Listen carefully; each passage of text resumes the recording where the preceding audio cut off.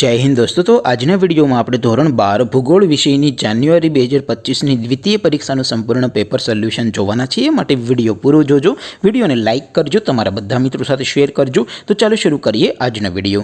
દોસ્તો ધોરણ 12 ભૂગોળ વિષયની જાન્યુઆરી 2025ની દ્વિતીય પરીક્ષાનું સંપૂર્ણ પેપર સોલ્યુશન પીડીએફ ફોર્મેટમાં ડાઉનલોડ કરવા માટેની લિંક આ વિડિયોના ડિસ્ક્રિપ્શનમાં આપેલી છે।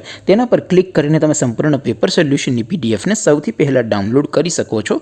અથવા તો દોસ્તો પેપર સોલ્યુશન पीडीएफ डाउनलॉड करवा माटे तमारे गूगल पर सर्च करवानुं छे www.mygkguru.in। आ वेबसाइट तमे सर्च करशो एटले जे पहली लिंक आवशे एना उपर तमारे क्लिक करवानुं छे।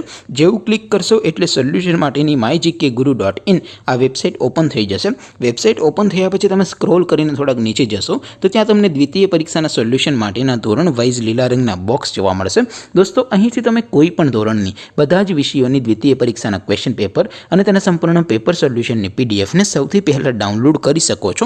જેમ કે દોસ્તો અત્યારે હું ધોરણ 12 માટે એસટીડી 12 વાળા બોક્સ ઉપર ક્લિક કરીશ। જેવું ક્લિક કરશો એટલે નવું પેજ ઓપન થશે।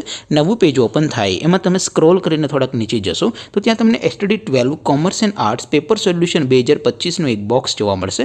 જેમાં દોસ્તો નીચે લખેલું છે એસટીડી 12 જીઓગ્રાફી એટલે કે ભૂગોળ પેપર। તેની સામે ડાઉનલોડ બટન છે તો એ ડાઉનલોડ ઉપર ક્લિક કરશો તો ધોરણ 12 ભૂગોળ વિષયની દ્વિતીય પરીક્ષાનું ક્વેશ્ચન પેપર पीडीएफ फॉर्मेट में डाउनलॉड थई जशे। तेनी नीचे लखेलुं छे एसटीडी 12 भूगोळ सोल्यूशन। तेनी सामे पण डाउनलॉड बटन छे तो ए डाउनलॉड पर क्लिक करशो तो धोरण 12 भूगोळ विषयनी द्वितीय परीक्षानुं संपूर्ण पेपर सोल्यूशन पीडीएफ फॉर्मेट में डाउनलॉड थई जशे। तो दोस्तों આવી રીતે તમે ધોરણ 12 ના બધા વિષયોની દ્વિતીય પરીક્ષાના ક્વેશ્ચન પેપર અને તેના સંપૂર્ણ પેપર સોલ્યુશનની પીડીએફ ને www.mygkguru.in આ વેબસાઇટ પરથી ડાઉનલોડ કરી શકો છો।